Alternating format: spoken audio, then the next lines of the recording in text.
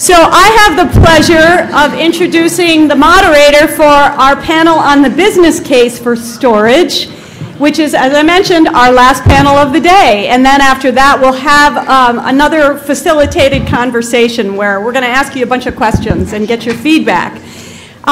So I have the pleasure of introducing our moderator, Paul Douglas, who I could say needs no introduction. But I'll tell you, if you're not familiar with his background, he started doing weather reports for AM radio in high school, had an 11-year run with KARE 11, 11 years at WCCO TV, now doing the Star Tribune's weather and weather blog.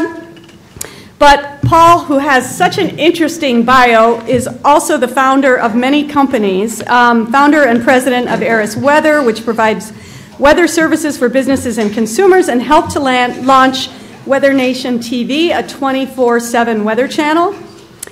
One of his previous companies was Earthwatch Communications, which invented 3D weather graphics for television stations, and this was featured in Steven Spielberg's movies Jurassic Park and Twister. You might have heard of those.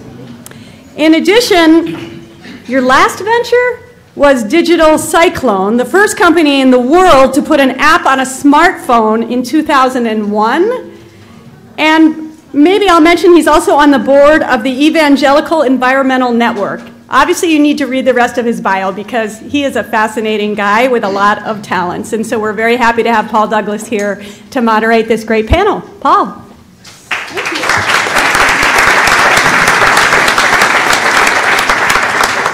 Thank you. Thank you very much, Ellen, and thank you, everybody, for the polite applause. You're clapping because it's not snowing. No beach ball size hail, no derechos. I'm still bewildered and amazed by the severe storms, the derecho that swept across the Brainerd Lakes area Sunday night. Mother Nature needs to be medicated. It's not your imagination. It's great to be here. I am a bewildered spectator. I am a meteorologist on my 5th weather technology business. My fascination is sort of the intersection of meteorology, technology, and now climate science. Where those three intersect is where I want my business to be. We've done some programming for Siemens, trying to make wind power more efficient, more predictable, more profitable. We conduct briefings and alerting, including mobile alerting for Fortune 500 companies concerned with weather and climate risk. We run high-resolution weather models. But I'm going to make a prediction with an unusually high degree of confidence. Within 15 to 20 years, relying on predominantly fossil fuels to power our utilities, our businesses, our homes, our vehicles, will be just about as acceptable as chain smoking in church, which I do not recommend.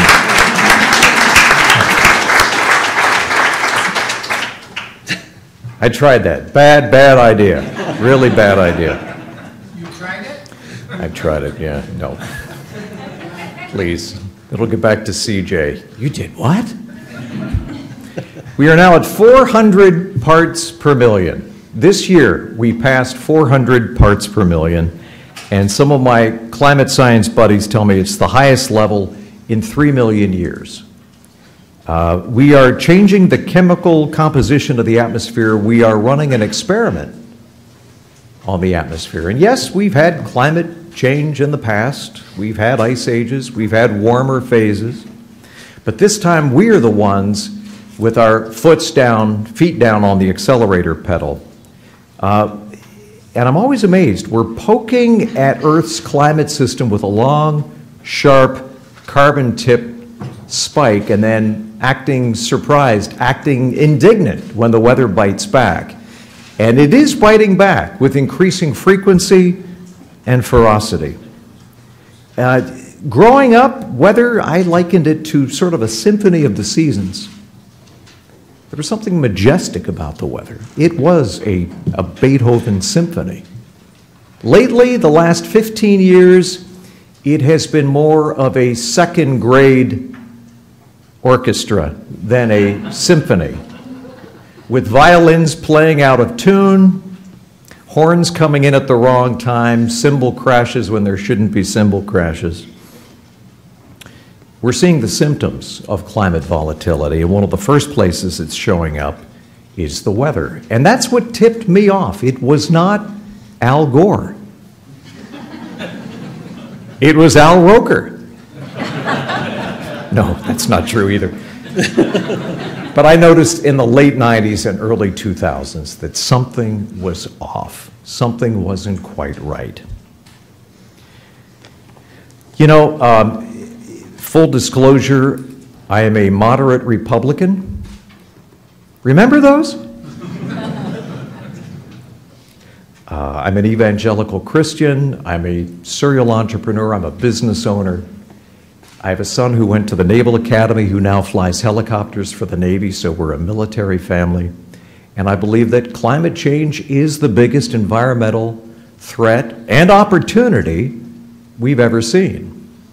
All of which together makes me the equivalent of an albino unicorn. So I belong in a zoo. We've heard the professional critics and perpetual naysayers. Renewable energy is a pipe dream. It doesn't scale. There's no sustainable ROI. Consumers don't care. The poor will be hardest hit during any transition away from dirty fuels. As a businessman, as a serial entrepreneur, I find it vaguely insulting when alleged experts who've been bought and paid for in many cases, tell me that America and the rest of the planet will be forever reliant on dirty, polluting fuels and 19th century extraction technologies.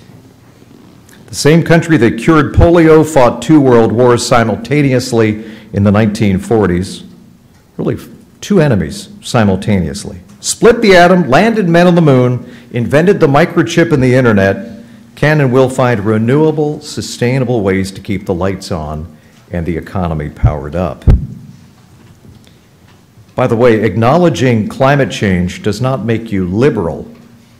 It makes you literate.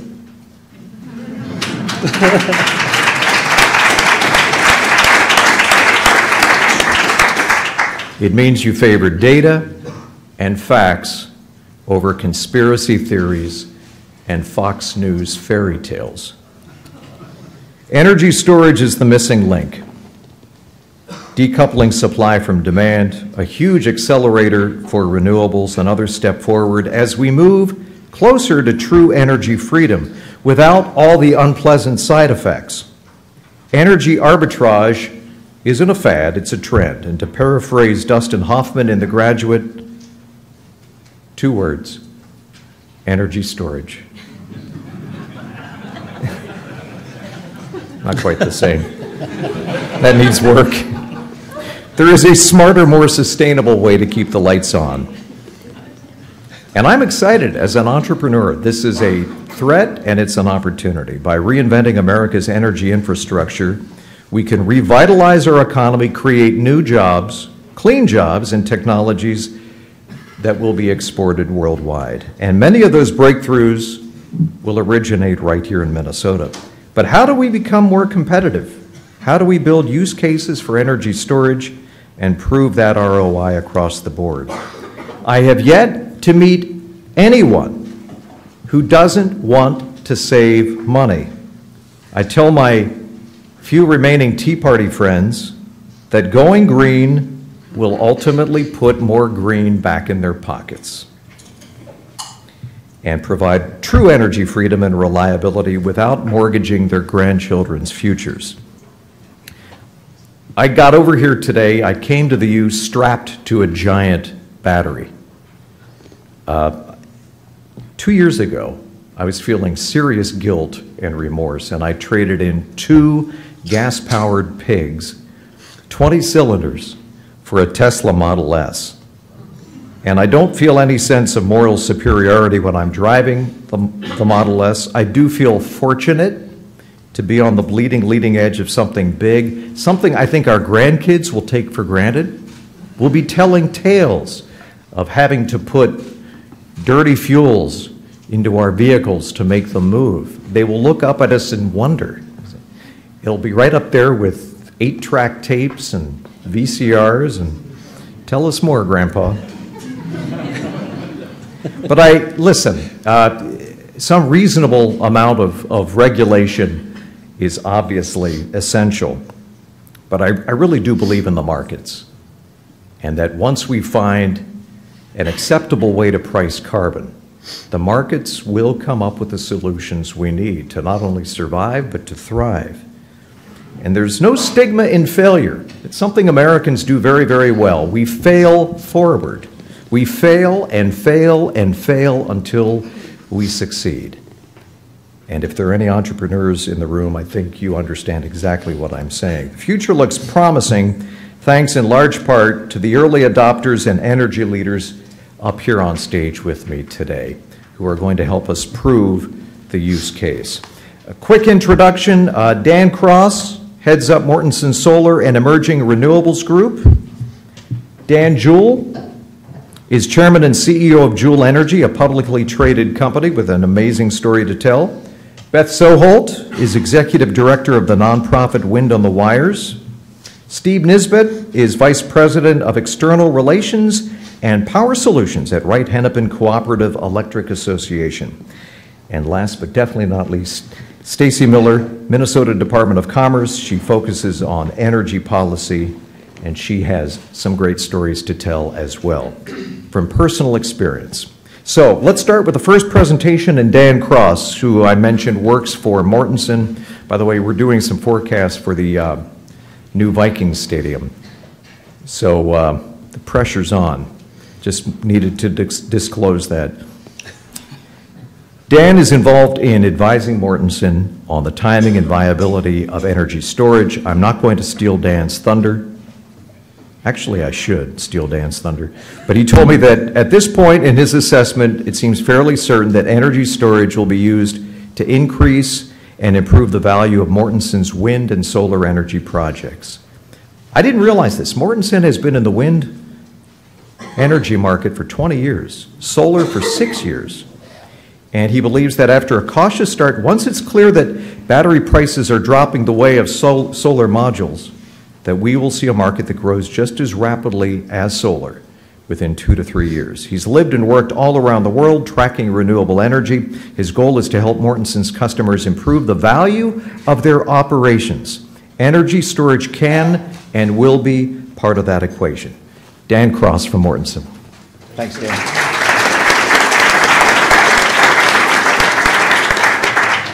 That's a fantastic introduction, and enjoyed all the introductory comments. I hope the time that the Mortenson logo has been up there doesn't qualify me for sponsorship. Oh,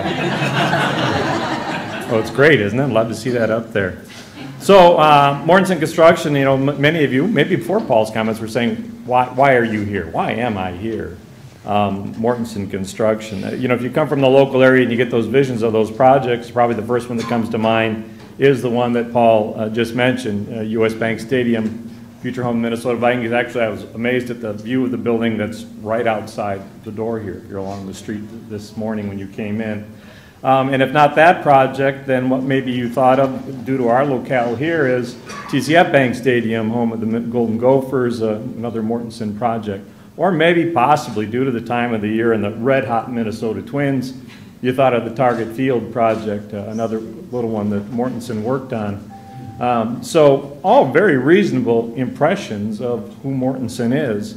But my goal is to get you to add to that, to really expand the vision of Mortenson for you today, because we have another very high visibility, big, powerful market that we're involved in. For instance, and by the way, I have the pretty pictures of the wind turbines in the field that Seth was asking about. So this project, 274 turbines over 120 square miles in Colorado, and we had to build 50 miles of roads to support the installation of that project. Or maybe this one, 30 megawatts of high concentrated photovoltaic cells on dual axis trackers, also a project in Colorado. This is the Alamosa Solar Project, the Aminex technology that I think Excel mentioned earlier today. Or possibly, I should, instead of high visibility, I should be saying high voltage, because we also have a substation group This is a 150 megawatt substation interconnecting at 230 kV. It's in support of a wind farm in Nevada. So my point is that energy is a big market, is a big part of who Mortenson is, and you may not have known that before today. It's understandable. Again, in the Minnesota market, we're associated with those other projects. But as Paul went through there, the numbers in wind for more than over 20 years this year is our 20th year in wind. And Dan Jewell's projects, we built one of the earliest projects in our company history. It was for Dan's company. Solar and we'll call the solar and emerging renewables because we have our eye on the next thing coming in renewable energy. It's been around since 2009. In the last few years, we've added high voltage capabilities where we're building those substations, and the civil group where we're building those roads and grading our sites for our solar projects. So we're big into energy, and to really hammer that point home, and thanks Janice for bringing in also this same headline earlier today, the Solar Star project, this article from Green Tech Solar a few weeks ago, 579 megawatts. Mortenson built it for his son Bauer, who has sold it to Warren Buffett and Berkshire Hathaway. I think he's kind of a good guy with dollars and cents, so I think he might be a good investment. So 500, largest PV project in the world, and Mortenson was a part of that one. So why am I here? It's because Mortenson is into energy in a very big way. And we're a renewable energy contractor. We only do renewable energy. Mortenson and the Mortenson family, they want to build facilities that advance society, and then they're like some of the comments we've just heard, it's going to be renewables in their minds, not the older technologies. So we have this group of renewable energy companies, the groups formed as part of our company, and one thing that all Mortenson groups do is they try to bring extra value to our customers. So we want to increase the return on investment in the facilities we build for those customers, and that includes potentially as they move into operation. So we try to make decisions, we try to understand their business and make decisions that improve the return on their investment. On a solar project, this is the output of a solar project on a clear day in Texas. Now this is dual axis tracking technology. That's why it gets to the peak so quickly. You might see more of a bell curve if it was a fixed tilt system. But this is for one of our solar customers in Texas, dual axis tracker. The module gets around and looks at that sun very early in the day, gets squared up to it, and it reaches that high maximum output very early in the day, and it stays there. Very clear picture of the value for our customer and what they're able to sell to the grid. But a few clouds roll in, and the value of that product is a lot more difficult to pin down. And even though our customers have figured this out, and they're out there building these projects, and they make this work, you know, I think again it was Al Choi that mentioned smoothing or mitigating the problem of solar. Well, this is what he means by the problem of solar. That output is all busted up, and if you had to guarantee, if you were the owner of that project and you had to guarantee a grid what you were going to deliver the next day, what would you gamble on? What number are you going to pick off that graph? So you can see where, does this thing work? Can I zap around? You can see this, the idea of smoothing, firming, filling in those gaps with storage could be a real value to our solar customers. And I guess I'm shocked that I'm the first one to put up the duct chart today. How many people have heard of the duct chart? Yeah, I mean, I got the privilege of bringing it in. So I firm up that solar output for my customer, and I get this big curve in the middle of the day, centered around 1 o'clock. Obviously, it's daylight savings times, right? Otherwise, it'd be noon. And I've got this beautiful curve. It's all that solar output, but unfortunately, and this is a California projection, 2020. You know, their need for electricity is here, and all of a sudden, we're pushing out all this solar here, and there's a problem. So it's that time shifting. So again, if you can do the time shifting, where you can move the top of this curve more to match the demand, that's good. That's a good thing again. More value. Again, they figured out how to do this, and it's working, but that would be an improvement on the value. Now, as an engineer, I never did figure why this curve, which goes way up here, and this curve, which says projected demand versus what they would see, what the grid would see, the math didn't work. But then Janice showed all that curtailment going on, And I'm thinking, okay, well, they have to keep certain baseload resources going through this whole period, and they're going to curtail all that nice solar and make the curve only drop down to there. So again, storage could help. That would, you wouldn't be seeing so much curtailment on that curve. Another reason that we think a solar or a storage is going to be an important tool in our toolkit for our customers is that all this RPS, someone mentioned earlier today that the RPS is still out there, still needs to be satisfied in a lot of states. We just see that if states haven't implemented projects to this point, they probably haven't found the right economic mix, and we think storage could help in that mix, make those projects more economic. And again, to prove that Janice, that I had seen the 2514 chart before she put it up earlier today. I have it in my presentation. So we are also watching the states that are nudging their markets. We've done that in wind, we've done that in solar, and we'll do that in energy storage. And then we're in touch with some of these people who are winning these contracts, and we hope to have the opportunity to install some of those projects for them. And Professor Osofsky, we're trying to do our homework on the FERC rulings. You know, 2 years ago, I wouldn't have known what FERC stands for, even though I'm an old Navy guy and I know a lot of acronyms. I didn't know FERC. But we're watching the FERC rulings and we're trying to figure those out because, again, to understand that, we understand what our customers are attempting to achieve in their projects and maybe help them add some value to their projects. So overall, Mortenson is a renewable energy company, amongst other things. Many different things we do throughout the country in our various offices, but we are a renewable energy contractor. We're watching the energy market, emergence of the market very closely. Again, at this point, we're an interested observer. I think that was one of the classes of attendees today. We're interested observers. We haven't built any storage to this point.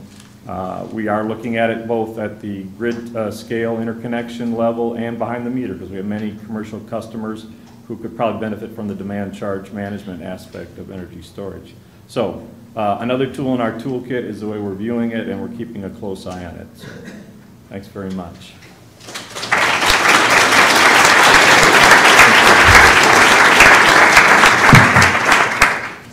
Thank you, Dan. Next, Beth Soholt, Executive Director of the nonprofit Wind on the Wires, focused on significantly expanding the penetration of wind power and overcoming the barriers to bringing wind power to market. I've had a chance to work with Beth on previous projects and presentations, and the numbers, the trends, all very encouraging, everything moving in the right direction. Beth is very well versed on regulatory and legal issues surrounding renewables, and she has a holistic approach to the market, which I think is going to be interesting and potentially unique. I'm looking forward to her perspective on new opportunities with energy storage for wind and other renewables. A majority of her members are developing solar projects. They have 2 members active in energy storage, with energy storage projects in the ground and several more storage projects underway. She's going to talk a little about when storage is appropriate and needed and when it's not, and how we can maximize this opportunity. Beth Soholt, it's all yours.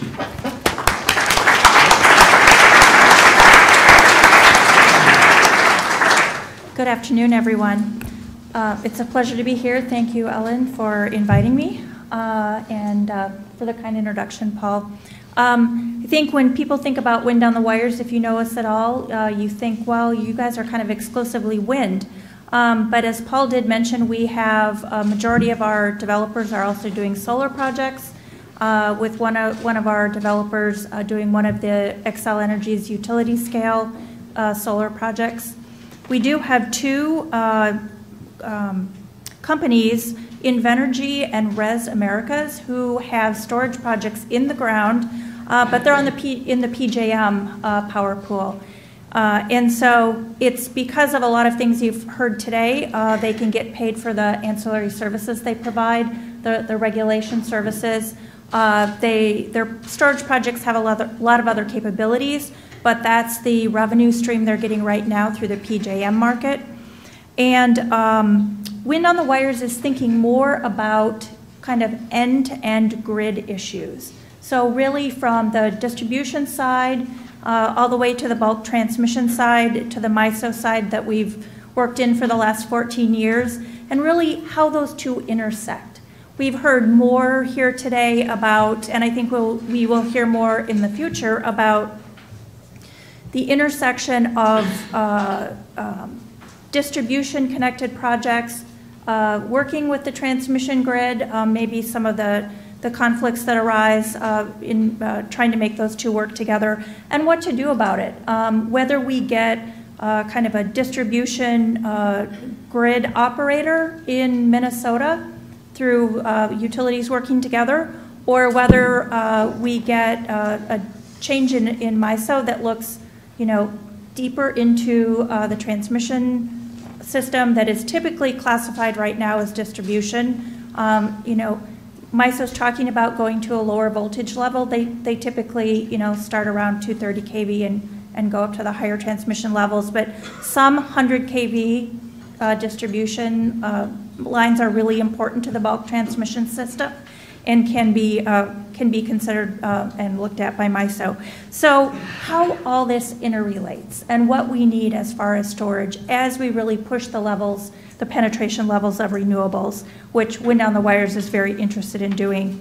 I need to start by saying that we were highly involved in the wind integration study, or actually it was just a renewables integration study that the Department of Commerce directed. And page 6 of the wonderful write-up that the team's done for the summit today says, a recent engineering study published by the Minnesota Department of Commerce concludes that Minnesota's current power system, with transmission upgrades, a modest amount was needed in the study to get to the levels that were looked at, could handle up to 40% wind and solar without impacting reliability, even if no additional storage is added. So, first point is we can do a lot higher penetration level today in Minnesota than without storage. I'm not saying there aren't particular applications and opportunities, definitely, but that particular study, and people have critiqued the study, but this peer-reviewed, utility-signed-on study showed that we could go to a 40% level with modest transmission investments without energy storage. Second of all, the study also looked at a 50% penetration level, and we do have more work to do between the 40% and the 50% level. So just with that background, I will go on. So we've heard a lot today about policy direction and changes that are needed in the regulatory process, in kind of the rules of the road, if you will, to incent and to develop storage. We've heard about potential location-specific opportunities, and we've also heard that in the Midwest, in general, we have a lower cost of power, so there's not quite the incentive to do storage like there is other places. That doesn't mean there's not opportunities. So in my perspective, and from Wind on the Wires perspective, the real benefit is going to come from maximizing the efficiency of the grid. So I think of this kind of as an integrated whole of maximizing the integrated grid. What do we mean by the integrated grid? Well, it's the intersection and the coupling of the distribution or the delivery system, whether it's distribution or transmission, whether it's on the low voltage side or the bulk transmission side, it's coupling that with the generation. And putting that all together, you get the integrated grid. So I think from a system perspective, what does the system need? Not particularly any one individual project or any one individual type of generation. I think that's the other misnomer, that when we start getting into deep conversations, people say, well, you gotta pair renewables with storage. Well, it's what the grid needs, because we don't talk about what a coal plant needs if it goes down suddenly. The system is there to pick up that drop generation and the lights stay on. So what can we do with storage from an integrated grid perspective? And the key for, I think, our businesses, at least the ones I've talked to who are our members, are really being able to monetize the benefits that storage can bring. So it's back to money, like most things. The developers of storage projects need to get paid for the value that they provide the grid. And it could be through that peak shaving, kind of moving the peak. It could be through the ancillary services,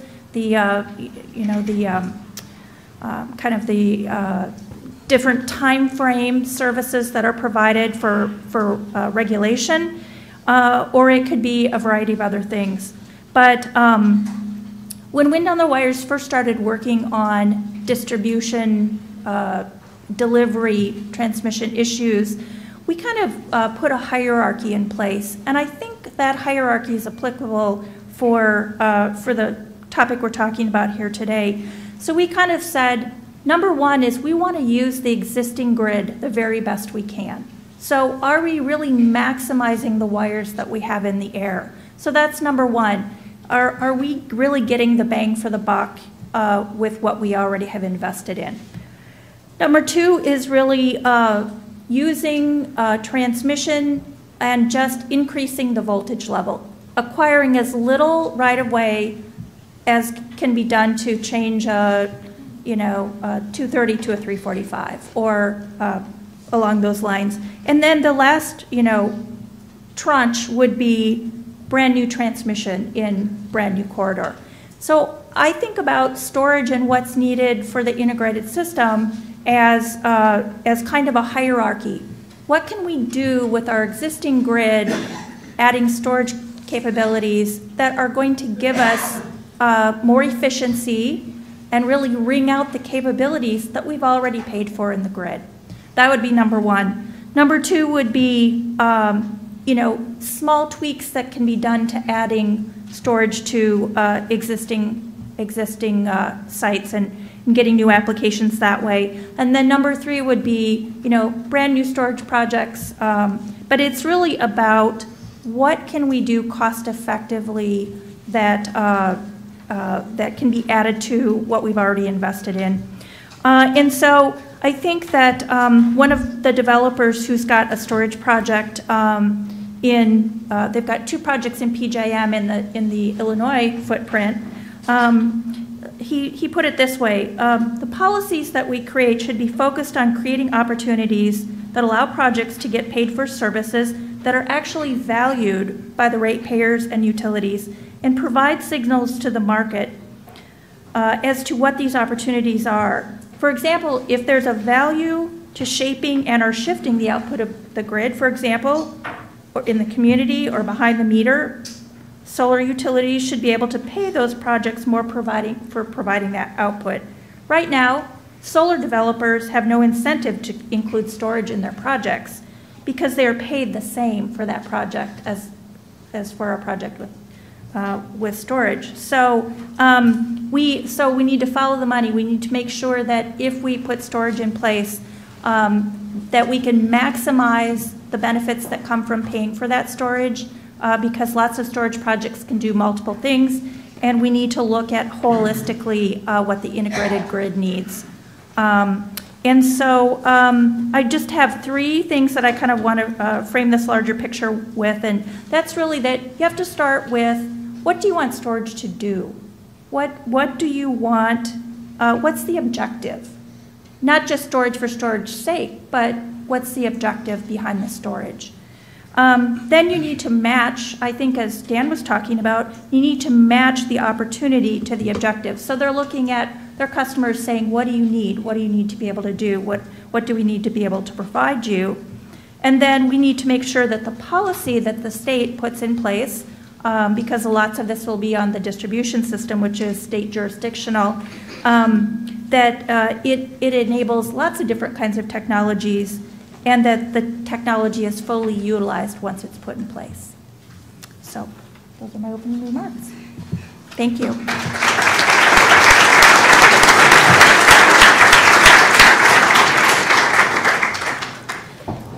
Thank you, Beth. Thank you very much for your perspective. Appreciate that very much. Dan, the bill for Mortenson is going to get bigger and bigger. That slide was up there. Yeah. Not sure exactly how that happened, but okay. Moving along. Dan Jewell has been living this for a long time, chairman and CEO of Jewell Energy, publicly traded. Dan has been focusing on renewables for 37 years, building some of the very first wind farms in Minnesota. Today he's going to talk about a few subjects: SolarBank, which is an advanced energy management system that can help consumers and small businesses reduce the cost of buying electric power by up to 70%. He's also going to discuss these solar-wind hybrid projects. Now, these are community-based projects that blend into the grid while producing clean local electricity. Once we do find a politically viable way to put a price on carbon, his fear, as many fear, is that rural areas may be hit the hardest because of more of a reliance on coal, specifically North Dakota coal. So these hybrid projects can be a way to lessen the shock, keep more jobs and more money here in the great state of Minnesota. A reminder, please keep the questions coming. Looking forward to hearing your questions. It's now my pleasure to introduce Dan Jewell.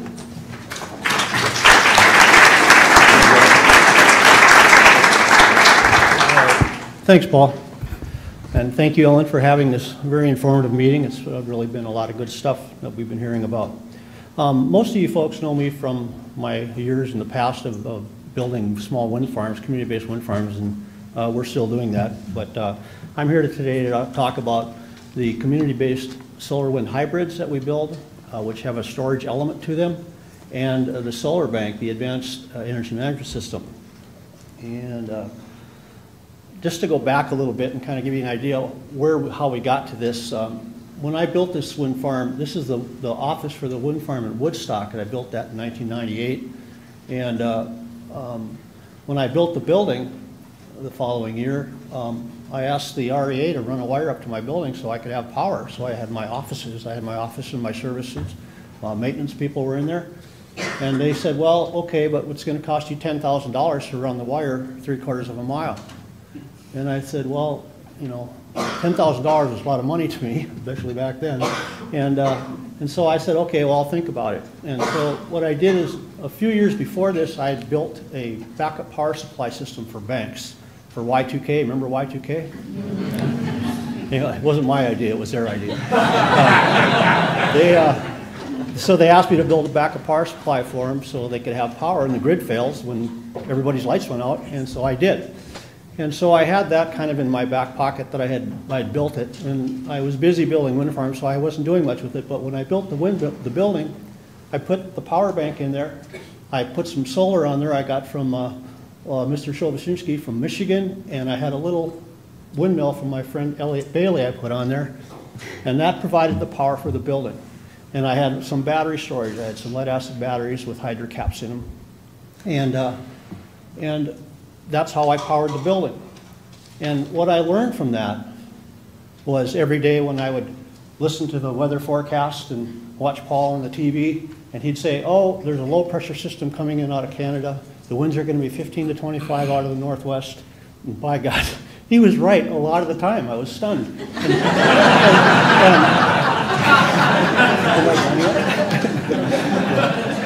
But no, seriously, we could see the weather coming across, the satellite and Doppler weather radar, and we could see that coming across. And so I noticed that when low pressure came through, the wind was blowing, and we were making lots of power. My wind turbine was powering the building.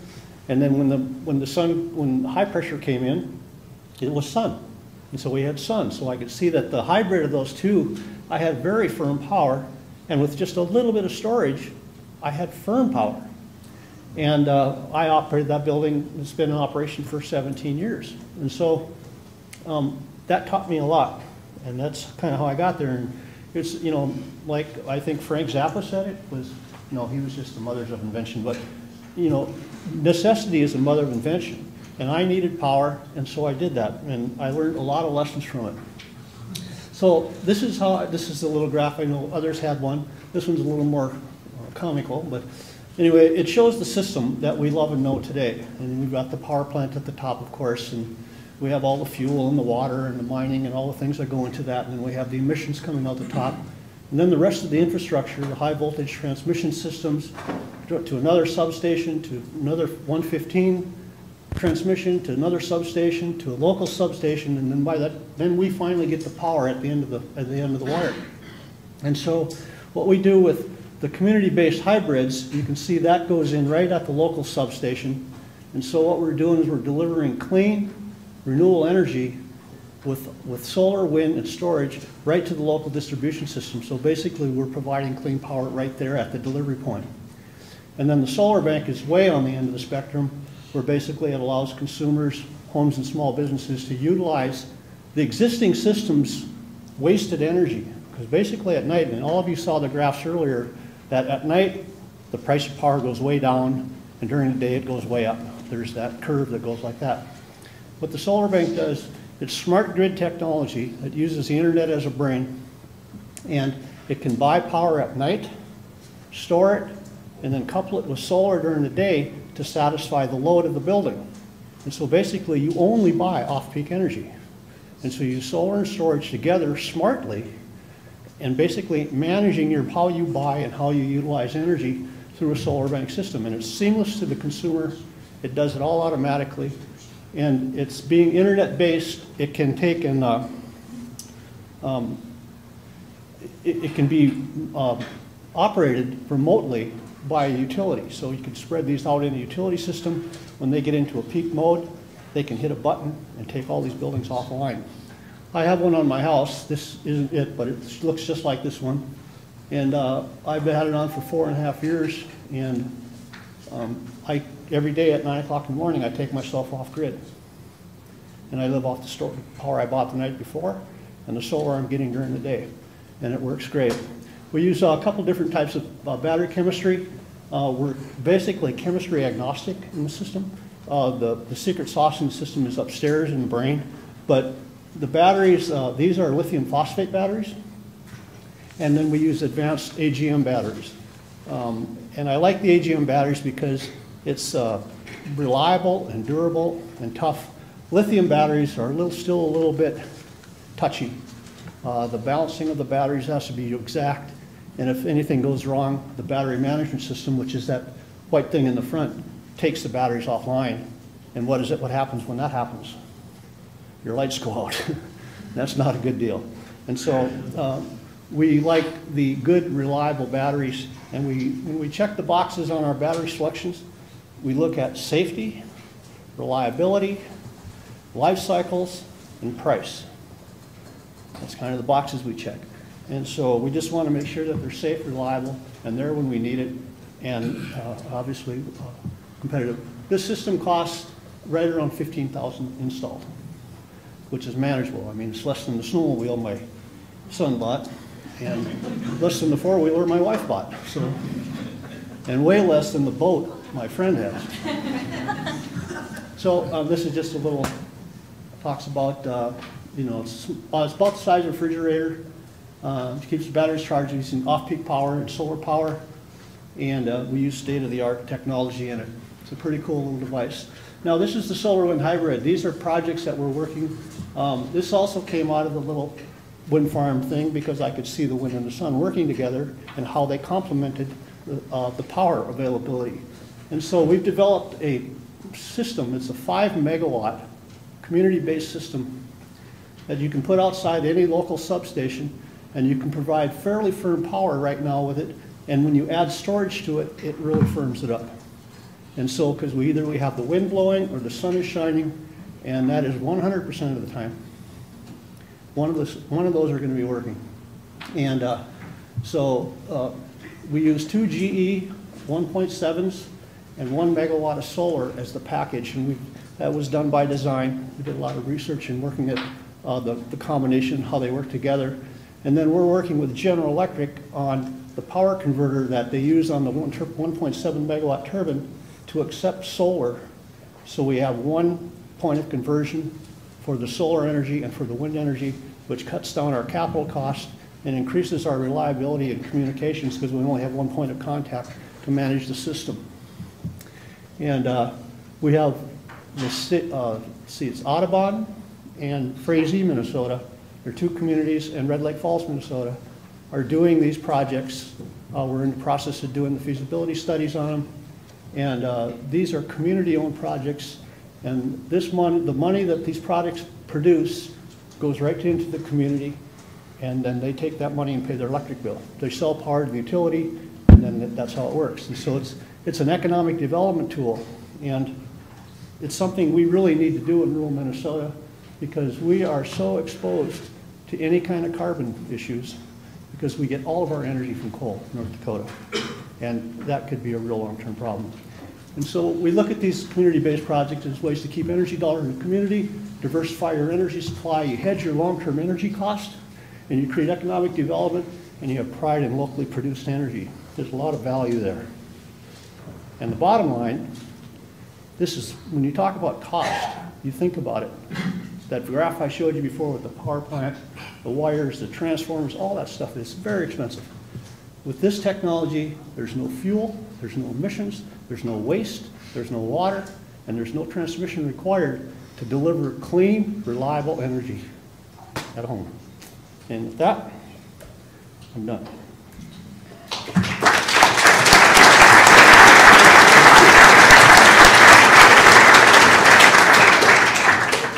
Thank you, Dan, and thank you for the shout out too. That was... No problem. My forecast is accurate somewhere in North America. It was. It was accurate in Woodstock, I know that. God bless you. Stacy Miller is with the Minnesota Department of Commerce. She focuses on energy policy, has a very strong sense that solar coupled with storage presents not just an environmentally favorable choice, but can also save the customer and the utility money through enhanced demand management. It's coming to Minnesota and faster than you may think. By the way, she just returned from Iceland, her first visit to a country powered 100% with renewable energy. It can be done. Maybe she'll share her experience hobnobbing with the president of Iceland. Pretty cool. My pleasure to introduce Stacy.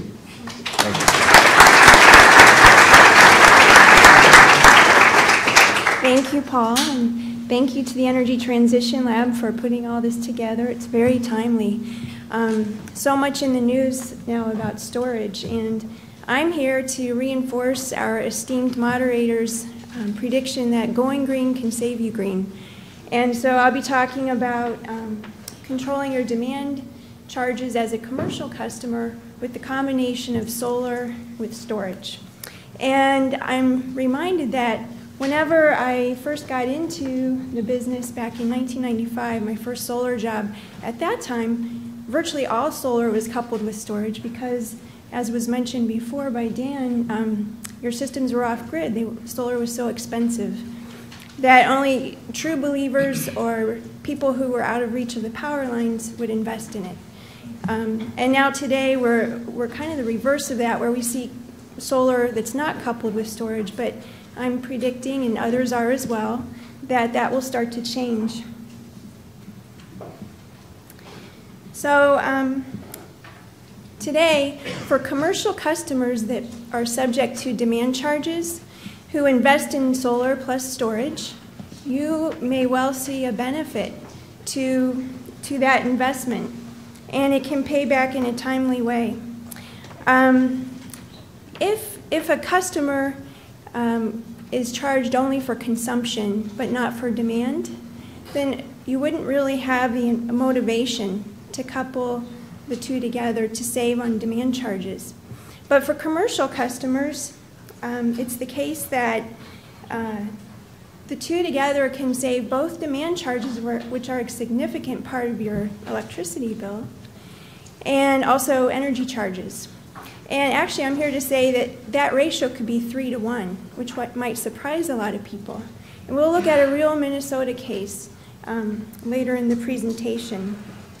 But why go into solar and storage? And the reason is, while I and other colleagues at the Energy Department preach that you should invest in energy efficiency first, that'll only take you so far.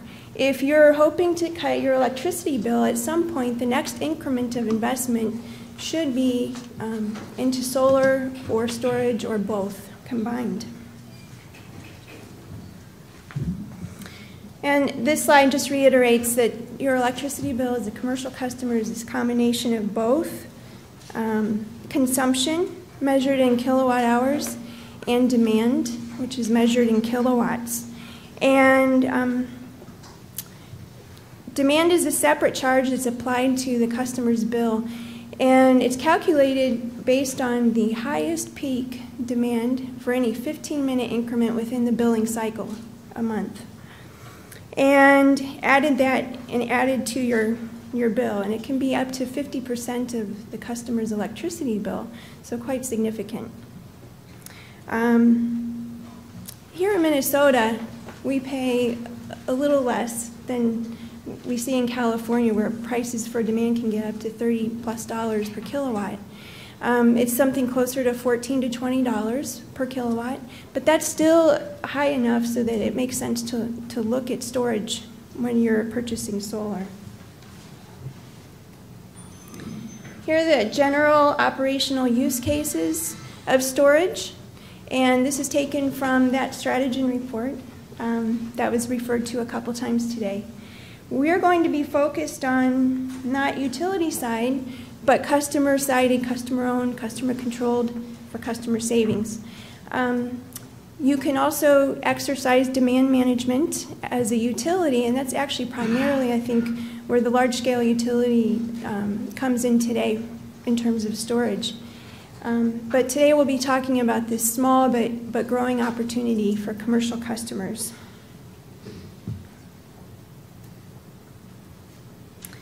The benefits. We've heard already today from others about the benefits of storage. I list them here, and just want to note that the benefits accrue to both the customer who invests in solar plus storage, but also to the utility, and therefore the ratepayers, because it can defer investments or eliminate the need for investment. So it's really a win-win situation. So I'm not here to say that solar with storage makes sense for everyone, but there are ways to kind of get an idea whether or not your particular profile makes sense. And in order to do that, you need to evaluate whether or not your system or your operations have a variable load profile, or if it's pretty steady eddy. If it's variable, like you might see in a hospital or a retail, a school situation, wastewater treatment plants, then you are likely a good candidate. And from this graph here I took from a USDA publication on the subject, you might imagine that if you were able to clip that high point of demand that occurs sometime after noon, that you could realize some demand savings. So this would make for a very good candidate for solar coupled with storage. It has the added benefit too. You know, some of the variable loads I was talking about earlier, they have critical loads that if the grid fails, you don't want power to be lost to these critical loads. So it has the advantage that you can power these critical loads, and when you have storage coupled with solar, you can do this indefinitely, day after day, even if the grid's down for just those priority loads. And here's an example of an energy profile. It's pretty flat. So there's a peak that occurs at 7, it lasts till, at the end of the business day, and then it retreats again. This is not as good of an opportunity to realize demand savings because you'd have to exercise that strategy all day long. It just becomes more expensive, it's harder on the batteries.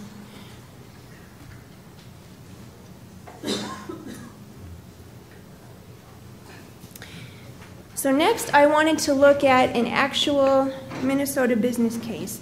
And for this, I went first to my friend Daryl Thayer. Many of you know him as the energy data keeper for Minnesota.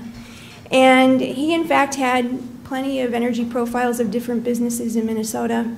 And then he surprised me and he said, and actually he used to work for the NSP Energy Services Division before they became Xcel, going out and using storage to control demand charges for commercial customers back in the 1990s. So while this is uncommon today, it's certainly not new. And here this graph shows the profile of a small business. It has about a 12 kilowatt background demand charge. It has peaks during office hours, and even within that day, as we'll see in the next slides, the day can be quite peaky. It's not steady. So this makes it a good candidate. It's a measure in 15 increments across a billing cycle that goes from mid-June to mid-July. There's a single peak that occurs that I wanted to point out to you. It happens at 36 kilowatts. And at $15 per kilowatt, that would equate to about $550 on your energy bill for that month. And if you happen to be a customer that's subject to a ratchet clause, that could follow you for the next 11 months by requiring that you pay some percentage of that $550 per month every month, whether or not you use the demand. So enter solar. This is the solar profile overlaid on the same billing period. And you can see that it does actually a pretty good job in and of itself of following the customer's demand profile. So you could look at it at a glance and say there's a good chance that over the course of a year, this customer would realize real demand savings just with solar alone. But unfortunately, it's not a perfect match. And so here I'm showing 3 peaky days where the solar doesn't quite keep up all the time. The black is the utility contribution, the orange is from the solar. And you can see that particularly on day 2, the solar falls off in the mid-afternoon. And that happened to be a hot, muggy day, cloudy in the afternoon, and basically the solar didn't keep up. Now without storage, the demand would have been set, regardless of all the contributions earlier from solar. So this next slide illustrates the concept of adding solar so that you can basically clip the demand supplied by the utility at some strategic level. Here I've chosen 20 kilowatts. That's pretty aggressive. You could go for 22, 23, use a little bit less battery, be easier on them. But here we have the contributions in red from the battery. And at just certain key times, the battery can kick in and help reduce the peak demand that the customer experiences. And over the course of the month, that's what this looks like. You see a few days where there was a substantial need for the battery. But over the course of that month, we have accomplished keeping the utility supply and demand down to 20 kilowatts. And incidentally, the utility likes that too because they pay demand charges as well. So again, this is a win-win situation. The customer saves money. They've here's the level we clipped at. And I ended up putting on the vertical axis, instead of kilowatts saved, it's dollars saved. So this customer is paying $300 for his demand services for the month. And otherwise, without the battery and solar contribution, he would have been up at closer to $550. So it's a substantial savings from 36 kilowatts down to 20. And if my time's up. Okay, well, I will wrap up. You've probably seen this slide. It just demonstrates that historically, what we've seen is utility investments in utility scale, utility controlled storage and that starts to change this year as predicted by GTM. And by the end of the decade, they're suggesting that up to 40% of storage applications could be non-utility. So the sorts of things we're talking about today, customer controlled, some of those will be with solar. So I'll leave you with that.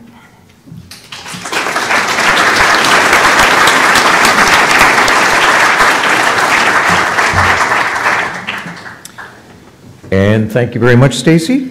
Moving right along, Steve Nisbet, Vice President, External Relations and Power Solutions at Wright-Hennepin Cooperative Electric.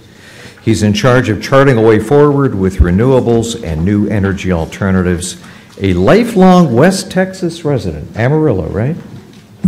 Who moved to Minnesota in 1997 for a 2-year stint. And now he's pretty much a lifelong Minnesota resident, although he does miss Mexican food and good barbecue. Yeah, we could use some help there. My pleasure to introduce Steve Nisbet.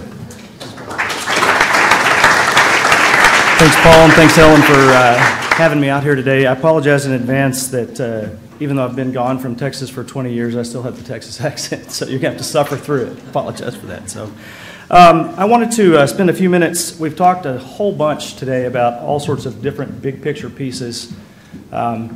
Today I wanted to talk about our specific utilities experience with battery storage and solar, and kind of bring a little snapshot into how the actual, stakes in the ground piece of it look. A little bit of background on Wright-Hennepin Electric. We are a distribution electric cooperative that's on the borders of the Twin Cities, so we kind of have a Maple Grove, Plymouth, really urban mix with a really small customers per mile out on the western side. So we round out at about 12 customers per mile total, which is better than most electric cooperatives. 49,000 customers, 60,000 plus meters, 70,000 automated metering endpoints. The suburban rural mix, we have 90% of our customer count is residential, but 65% of our load is residential. So we have a nice mix of commercial load over there on the east side. One point I wanted to make here is that we purchase all of our power from 2 wholesale power providers, Great River Energy being one of them. Jeff was here earlier. And then we fixed those purchases in 2006 and moved to another power provider, Basin Electric, that's out of Bismarck, North Dakota. The goal there was to diversify our portfolio a little bit, to not be so subject to changes made by either one of those two. But that also means that that accounts for 72% of our cost structure.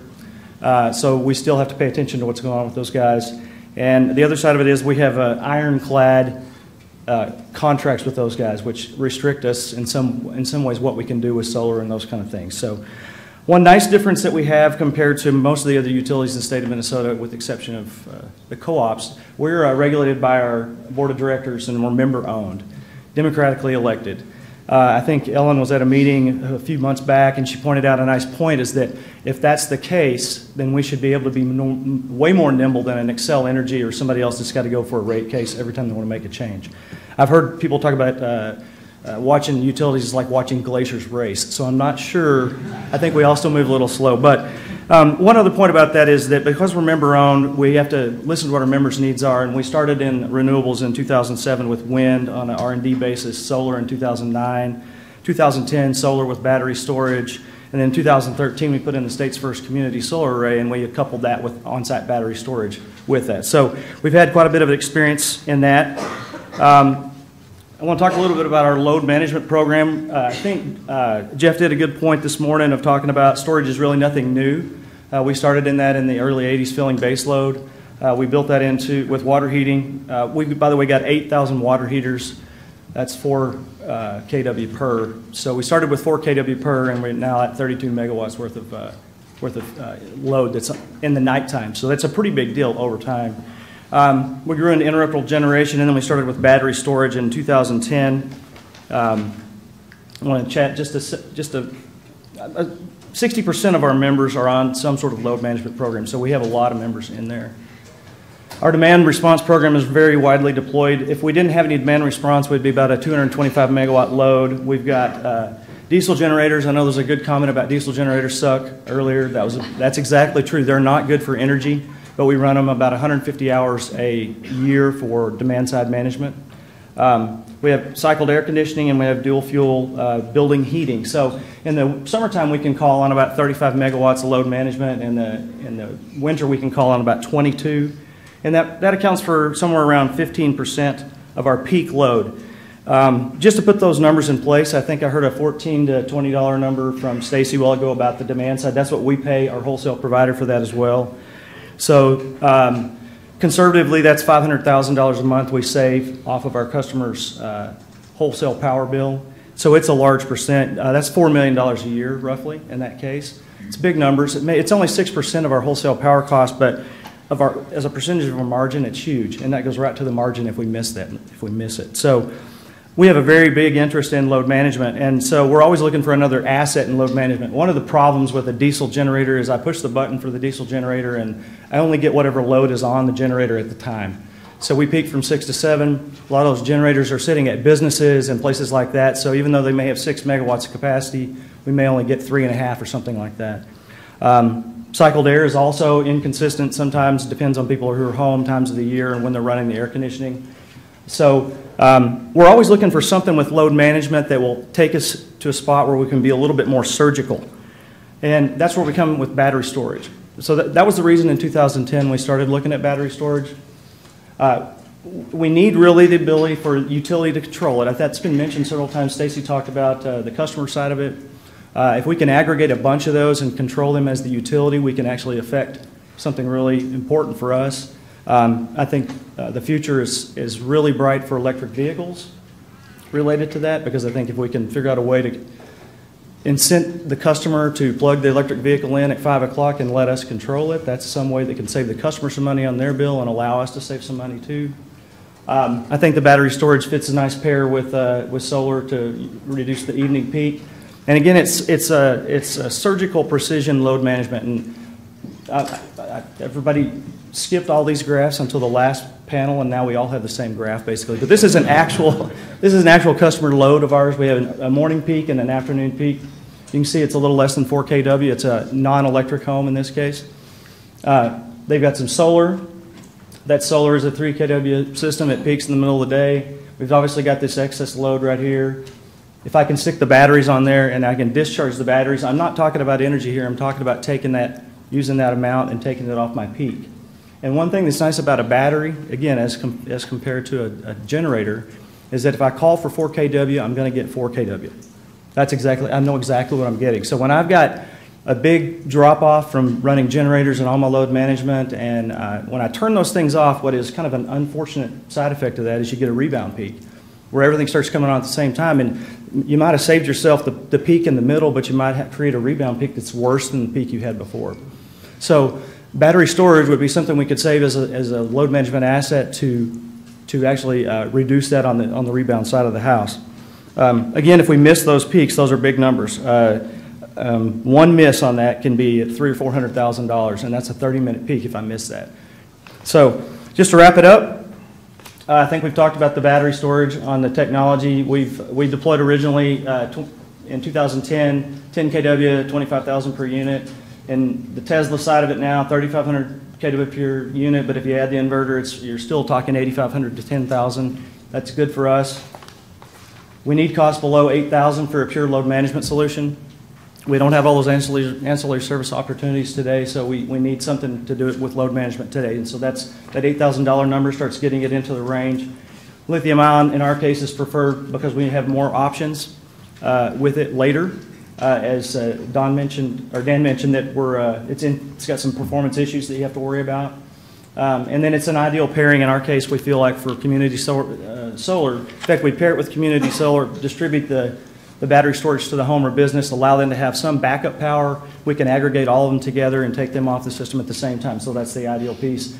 And then if the utility's controlling it, we can watch out for issues that are on feeders and other things like that and make those controls or adjustments. So I think I'm out of time, so I look forward to answering your questions. Thanks.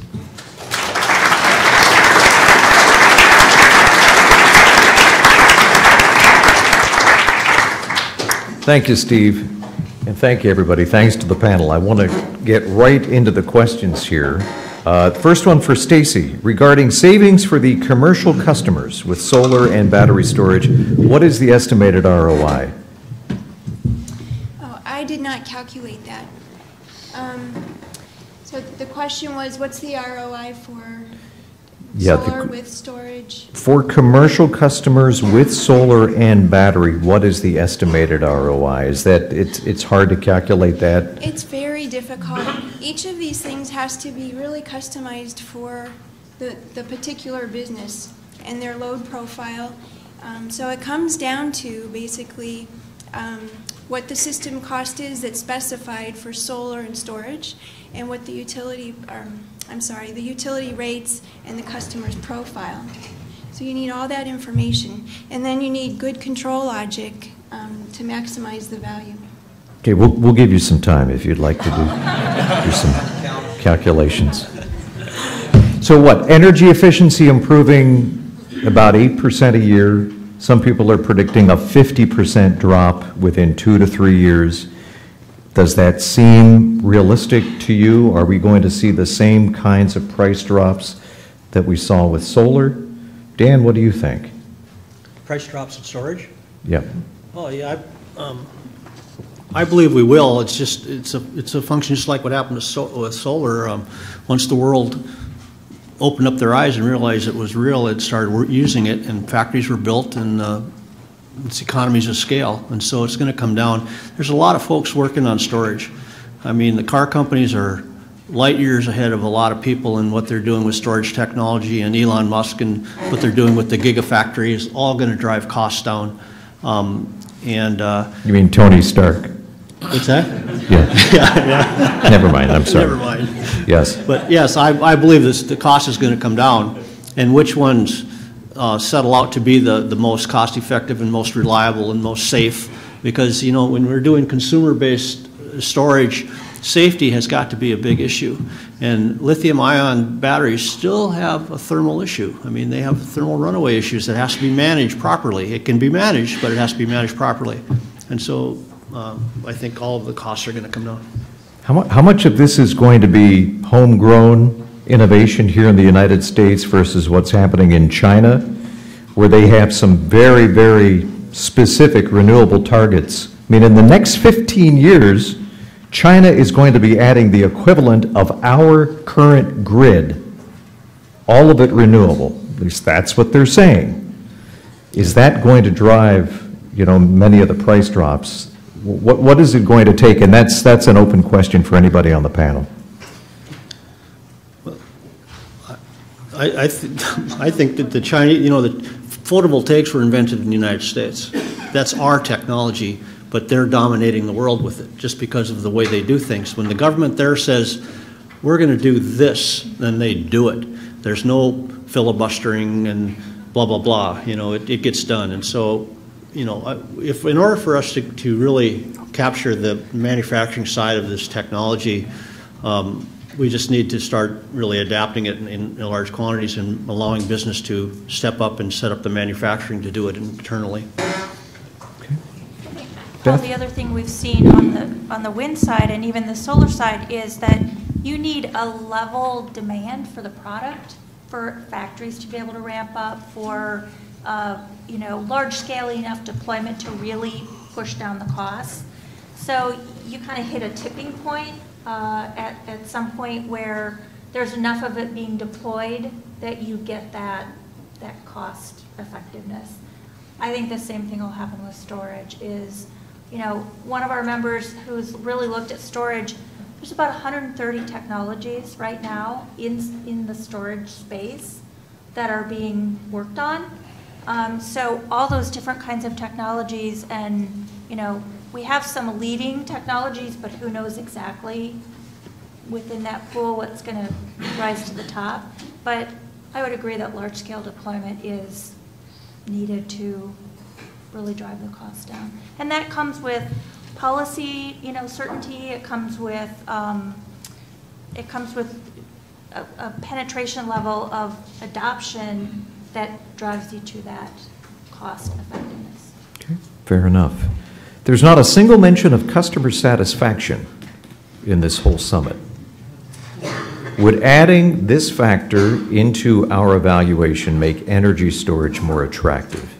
Customer satisfaction. Does the customer care today?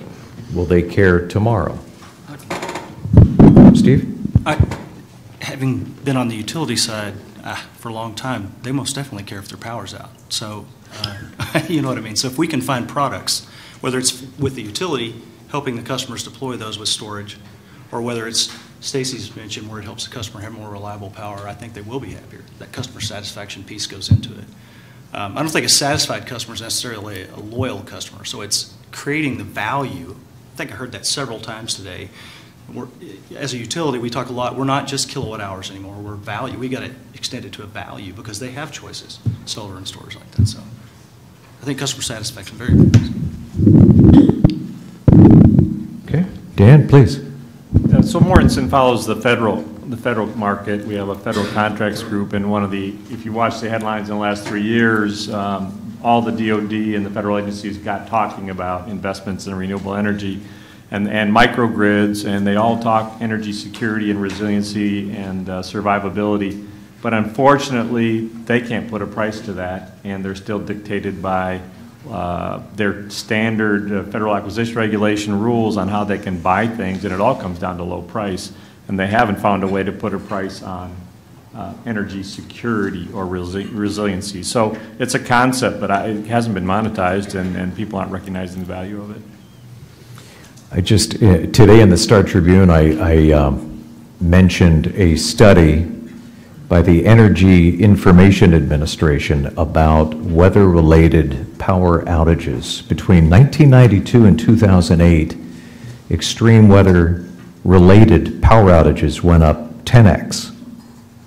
So again, whether that's a function of climate volatility, more extreme storms, stronger winds,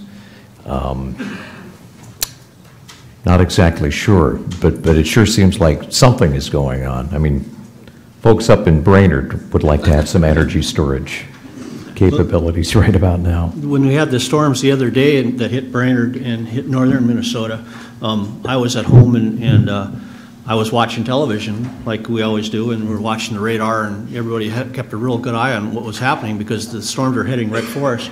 And all of a sudden, the power went out. My power didn't go out, but the power went out because I noticed my oven light was blinking or went off, and that's how I know the power's out, because when the oven goes off, the power's on. But some friends of mine called and they said, "Hey, what's going on? What's going on?" And they were very, very concerned that they couldn't see where the weather was coming from. So it's not just the fact that you lose power, it's when you lose communications, you lose all kinds of things that really have an impact on your life. And they were very, very concerned that they couldn't see those storms coming, because that's a lifesaver for a lot of people. I tell them. And if I may, I'll just add, you mentioned I had the good fortune of going to Iceland recently, and for a country of a few 100,000 eclectic people who like to drink and party, I think we can learn a lot from them. They care where they're about drinking and partying? No, but they care where their energy comes from. And so they made the strategic decision just a few decades ago that they were done with coal. They used to use it in their power plants. They used to use it in their homes for heating. Now all the buildings, including the homes, are on district heating systems from geothermal. They're 100% renewable, as you mentioned, and they're better for it. And they care about sustainability. So. Okay, that's encouraging. Yes, Beth. Thank you, Stacy. I would say on page 7 of the document that's put together, you know, the kind of policy goals for the regulatory piece, you know, there are a lot of things listed here, but the piece that we've just been talking about, you know, kind of the lights going out, customer satisfaction is not really quantified here. And so, you know, we've seen on the transmission side, working with MISO, they've gotten a lot better about quantifying the benefits of a robust grid and the different factors that are in their different zones. But we've had to do a lot of work to really get them to monetize those things. So it takes a very deliberate look and thinking about how to quantify that. And one way certainly to do that is to add up the factory downtime and the, you know, the meat that you have to throw out of your refrigerator when you don't have power. And, you know, you think about all these different things and disruptions. The businesses that have to reset their manufacturing processes and the dumped runs that they have to dump. I mean, it's just, it's mind-boggling to think about how you get your arms around that. So, but it's something that we should probably think There's about. an opportunity to better quantify that. There is. Beth, thank you. I was actually up in, we have a cabin on Pelican Lake just east of Nisswa. We were up there Sunday night, and I could see it coming on Doppler. And I knew I should have gone to my basement, but instead I went out on my deck, hanging on, shrieking above the roar of the wind, and you could hear the snapping of the trees as they came down. It must have been 70, 80 miles an hour for about 5 to 8 minutes sustained. And on the lake, it was like 4 or 5 foot little mini tsunamis, little tidal waves. It was unbelievable. So that said, the power did go out immediately, and it's still out up there. And I'm going to move into Dan's basement. I want reliable power. Thanks to everybody on the panel for a very good discussion, very good presentation. Thank you. And I too want to take this opportunity to thank Hurricane Ellen and the Energy Transition Lab here at the U for being visionary, for really being a step ahead. And thank all of you for making time today. Thank you.